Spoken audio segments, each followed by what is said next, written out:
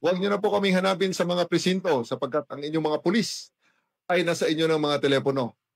Dial 911. Darating ang inyong mga pulis sa loob ng 5 minuto. Lilingkod sa bawat Pilipino at magbibigay ng tamang impormasyon para sa tahimik at maayos na Pilipinas. Police News Network, alagad ng batas, tagapagtaguyod ng balitang pulis, sandigan ng mamamayan, patnubay ng katotohanan. La Campo Crame, maghahatid ng pinakahuling kaganapan at nagbabagang balita. Ito ang PNN Police News Network.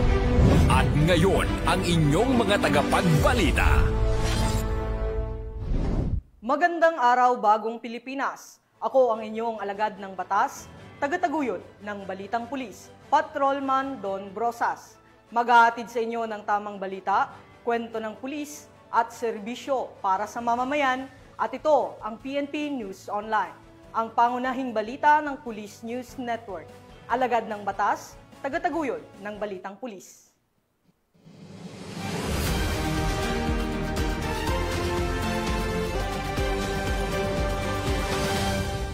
Narito ang mga balitang dapat niyong abangan.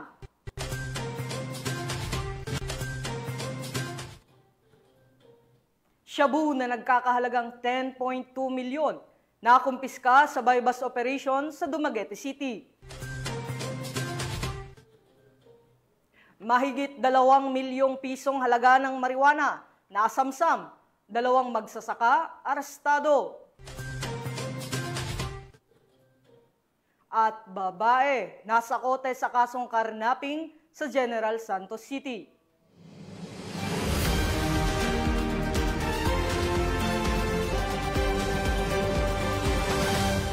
Narito ang mga balitang hatid ng ating PNN correspondents mula sa iba't ibang panig ng bansa.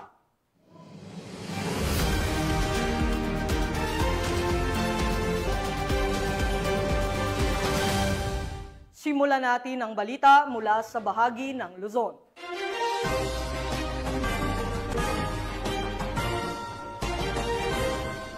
Para sa ating unang balita, 2 magsasaka ang naaresto sa ikinasang joint buy-bust operation ng Philippine National Police at Philippine Drug Enforcement Agency matapos masamsam ang tinatayang 2.6 milyong halaga ng pinatuyong dahon ng marijuana.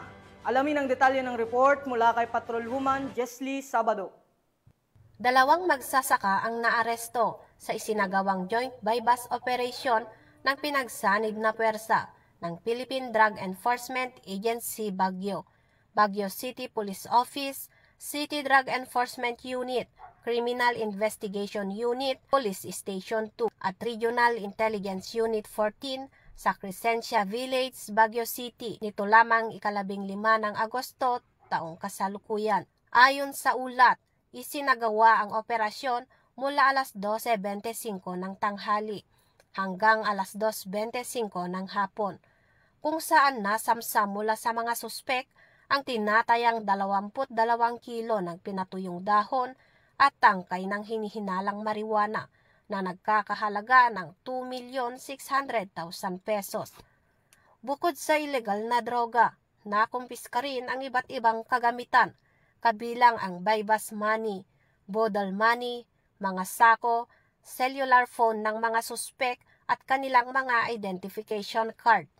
Ang operasyon ay isinagawa sa presensya ng mga opisyal na testigo na kinabibilangan ng isang barangay kagawad ng Crescencia Village, kinatawan ng National Prosecution Service at isang media representative.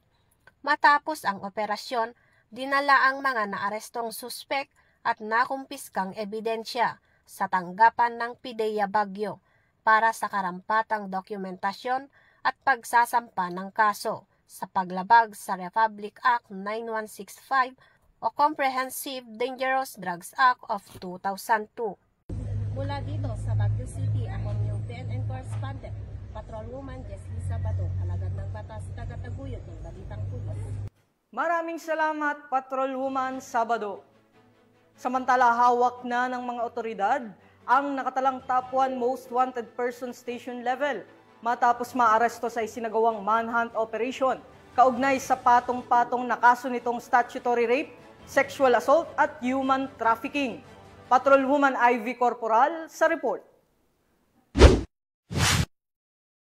Arestado sa isinagawang manhunt operation o uplan galugad ng mga tauhan ng Pasay City Police Station ang top most wanted person station level bandang 1:45 ng madaling araw sa kahabaan ng Molino Paliparan Road, Bacoor, Cavite noong Agosto 17 taong kasalukuyan. Kinilala ang sospek na si alias Bombay, 39 anyos at residente ng Malibay, Pasay City. Ang warrant of arrest ay inisyu ni Honorable Jehan Batua Sampaw Hasiman, presiding judge ng Family Court Branch 11, Pasay City noong August 13, 2024 na walang kaukulang piyansa. Ang naarestong sospek ay dinala sa Warrant and Subpoena Section ng Pasay City Police Station para sa wastong disposisyon at nahaharap sa iba't ibang kaso ng statutory rape, sexual assault at paglabag sa Anti-Trafficking in Persons Act. Mula dito sa Camp Bagong Diwa, Taguig City, ako po ang inyong PNN correspondent, Patrolwoman Ivy Corporal, alagad ng batas, tagataguyod ng Balitang Pulis. Maraming salamat, Patrolwoman Corporal. Formal nang binuksan ng San Carlos City Police Station ang Amputi Layag Lounge, isang pasilidad na magsisilbing lugar para sa kapulisan at komunidad. Itinuturing itong simbolo ng pagkakaisa at serbisyong nakatuon hindi lamang sa seguridad, kundi maging sa kapakanan ng mga alagad ng batas at kanilang mga kaagapay sa komunidad. Yan ang balitang hatid ni Police Corporal Rafi Veloria. Police Arbel C. Merculio, Officer in Charge ng Pangasinan Police Provincial Office, na kumatawan kay Police Brigadier General Dindo R. Reyes, Regional Director ng PRO1, bilang panauhing pandangal at tagapagsalita sa pagbubukas at pagbabasbas ng Amputi Layag Lounge ng San Carlos City Police Station noong Agosto 15 taong kasalukuyan. Naisakatuparan ang proyektong ito sa inisyatiba ni Police Lieutenant Colonel Eliazar C. Idolmo, Hepe ng San Carlos City Police Station at sa suporta ng lokal na pamahalaan ng San Carlos City, kung saan nirenovate at mas pinaganda pa ang mess hall at kusina ng istasyon bilang pagpapakita ng malasakit sa kapakanan at moral ng mga tauhan nito. Dumalo rin sa okasyon ng mga kinatawan mula sa lokal na pamahalaan, BJMP, simbahan at mga stakeholders na patuloy na sumusuporta sa mga proyekto ng PNP. Ibinahagi naman ni Police Colonel Merculio ang mantra ng Pangasinan Police Provincial Office na ACM na nangangahulugang Action, Commitment, and Merit. Aniya, ang pagtatatag ng mas maayos na pasilidad ay patunay ng mga prinsipyong ito. Aksyon sa pagpapabuti ng lugar ng trabaho, commitment sa kapakanan ng mga tauhan, at merit sa pagpapanatili ng kahusayan sa paglilingkod. Ang Amputi Layag Lounge ay hindi lamang isang lugar ng trabaho, kundi isang simbolo ng dedikasyon sa organisasyon at sa komunidad. Nagtapos ang programa sa isang tradisyonal na budol fight na pinagsaluhan ng mga opisyal at panauhin. Higit pa sa pagkain, ito'y naging simbolo ng pagkakaisa, pagkakaibigan at diwa ng pagkakapantay-pantay. Isang paalala na sa paglilingkod sa bayan, ang kapulisan ay isang pamilya na may iisang misyon at adhikain. Mula dito sa Ilocos Region, ako ang inyong PNN correspondent, Police Corporal Rafi Veloria, alagad ng batas, tagataguyod ng Balitang Pulis. Maraming salamat, Police Corporal Veloria. Tunghayan naman natin ang mga balita mula sa Visayas.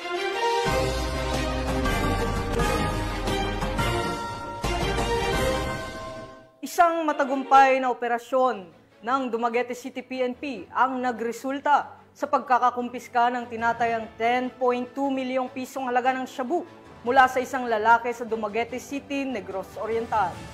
Narito ang detalye ng report mula kay Patrolwoman Annalyn Canoog.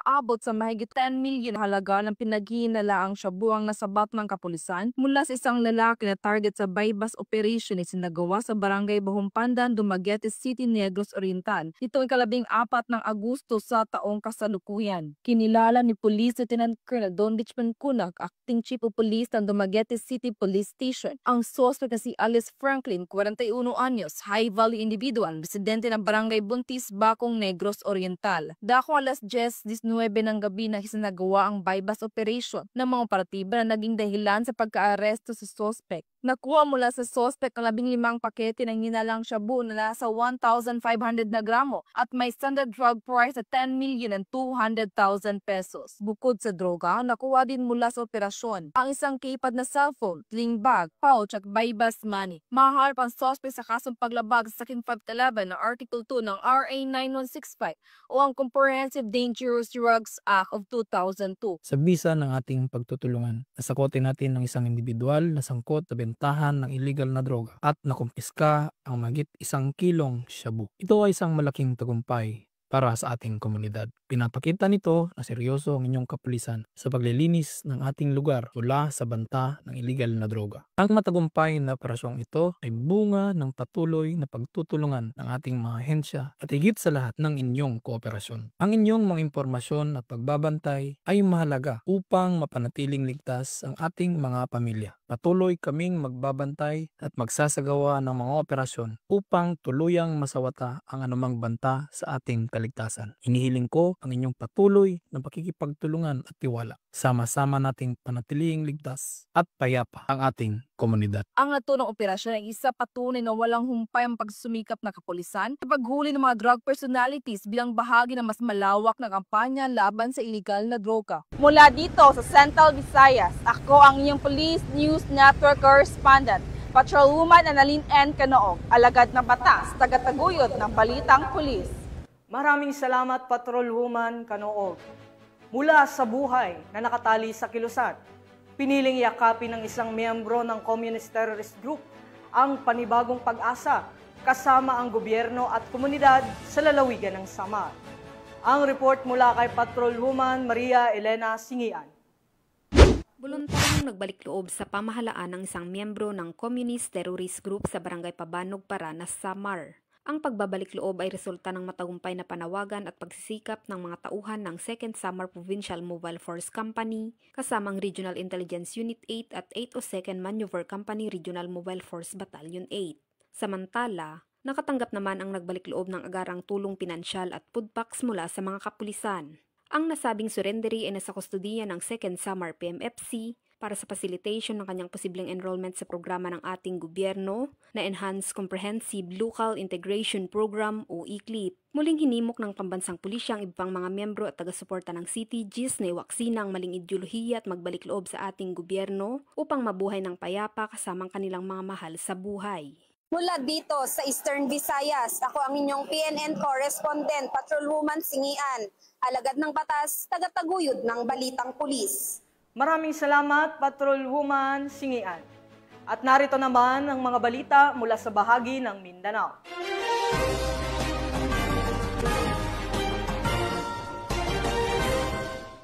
Arestado ng PNP Highway Patrol Group ang isang babae sa General Santos City dahil sa kaso nitong karnaping.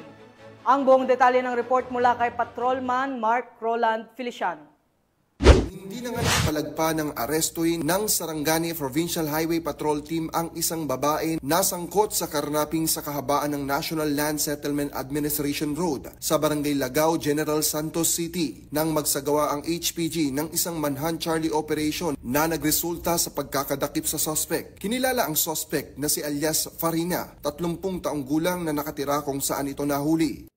Naaresto ang isang babae na may warrant of arrest para sa kasong paglabag sa Batas Republika bilang 1083 o New Anti-Carnapping Law. Ang nasabing kaso ay may criminal case number 8452-25 at may tinakdang pensa nagkakalaga ng 300,000 pesos sa bisa ng warrant.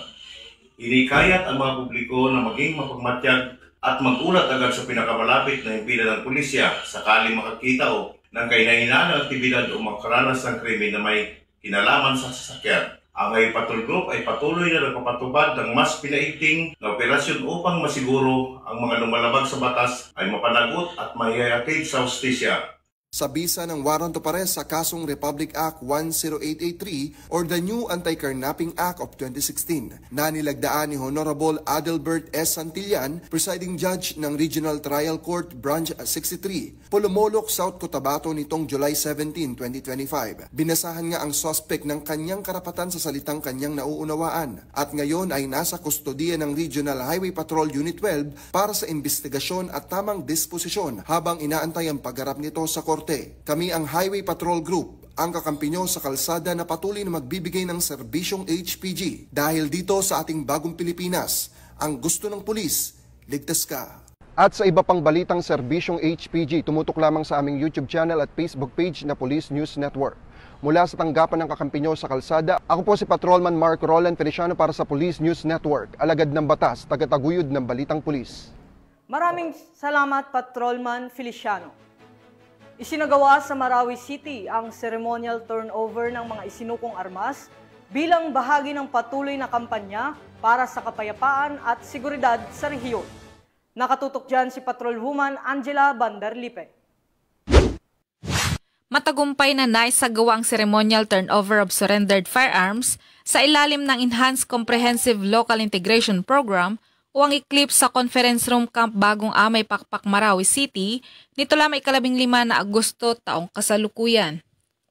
Sa naturang seremonya, formal na isinuko ni Police Major Filmir M. Supat, QMS-PA Supply Officer ng 103rd Brigade Philippine Army, ang 11 iba't ibang uri ng armas kay Police Lieutenant Colonel Jamal Christopher O. Adjong, Deputy Provincial Director for Operations ng Lanao del Sur Police Provincial Office, na kung saan ito ay sinaksihan ni Honorable Kadir D. Inder Jr., Provincial Director ng Ministry of the Interior and Local Government. Ang ceremonial turnover of surrendered firearms ay may malaking benepisyo sapagkat ito'y nag-aambag sa pagpapababa ng banta sa seguridad at kriminalidad, nagpapalakas ng tiwala ng mamamayan sa pamahalaan at nagbibigay ng daan para sa reintegrasyon ng dating kombatant tungo sa mapayapa at produktibong pamumuhay. Bukod dito, pinatitibay nito ang kooperasyon at pagkakaisa ng PNP, EFP, MILG at lokal ng pamahalan sa pagsusulong ng kapayapaan at kaisa na nagiging susi upang matamo ang pangmatagalang katahimikan at kaunlaran sa komunidad. Mula rito sa Rio ng Bangsamoro, ako ang iyong Police News Network Correspondent, Patrolwoman Angela Bandarlipe, alagad ng batas, tagataguyod ng balitang pulis. Maraming salamat, Patrolwoman Bandarlipe. At para sa ating huling balita, sa ikinasang anti-illegal drug operation sa Baganga, Davao Oriental, naaresto ang top 6 high-value individual na matagal ng target ng mga otoridad. Nasamsam mula sa kanya ang hinihinalang shabu at isang submachine gun, mga ebidensyang magpapatibay sa mabigat na kasong kanyang kakaharapin sa kamay ng batas. Patrolwoman Reyna Rose Disipulo, ibalita mo. Bumagsak sa kamay ng mga batas ay tinuturing na top 6 high-value individual sa bayan na isinagawang anti-illegal drug operation na pinangunahan ng mga operatiba ng Regional Police Drug Enforcement Unit 11, katuwang ang iba't ibang unit ng kapulisan, nitong Agosto sa Porogmag, Tinabangay B, Barangay Banao, Baganga, Davao Oriental. Ayon kay Police Major Maynard D. Pascual ng Regional Police Drug Enforcement Unit 11, kinilala ang sospek na si alias Ricky, 45 anyos at residente ng Purok Mansanitas, Barangay Kinablangan, Baganga, Davao Oriental. Sa operasyon na recover mula sa sospek ang humigit kumulang 12 gramo na hinihinalang shabu na tinatayang nagkakahalaga ng 81,600 pesos, isang kalibre 45 light submachine gun, isang magazine at 5 bala. Bukod pa rito, nakumpiska rin ang isang cellphone na pinaniniwala ang ginagamit sa transaksyon, buy bus money na isang 1,000 bill at ilang lalagyan gaya ng pouch at bag kung saan isinilid ang mga ebidensya. Salukuyang nasa kustodiya ng Baganga Municipal Police Station ang sospek at ang mga nakumpiskang ebidensya habang inihahanda ang kasong paglabag sa Section 5 at 11 ng Republic Act 9165 o Comprehensive Dangerous Drugs Act of 2002 at paglabag sa Republic Act 10591 o Comprehensive Firearm and Ammunition Regulation Act. Patuloy ang pinaigting na kampanya ng mga otoridad laban sa iligal na droga at iligal na armas sa rehiyon upang mapanatili ang katahimikan at kaayusan sa mga komunidad. Ito sa Police Regional Office 11, ako ang inyong PNN correspondent, Patrolwoman Reyna Rose Disipulo, alagad ng batas, tagataguyod ng Balitang Pulis. Maraming salamat, Patrolwoman Disipulo. At yan ang mga balitang nakalap ng ating PNN correspondents mula Luzon, Visayas at Mindanao. At sa ngalan ng pamunuan ng Philippine National Police, sa pangunguna ni PNP Chief, Police General Nicolas Torre III, at sa pamumuno ni President Ferdinand Bongbong Marcos Jr., kami ay maglilingkod sa bawat Pilipino at magbibigay ng tama at balanseng balita.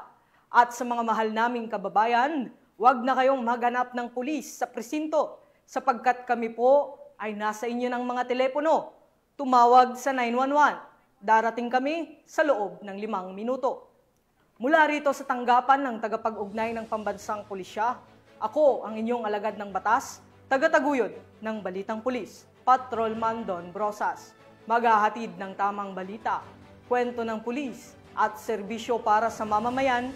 At ito ang PNP News Online, ang pangunahing balita ng Police News Network.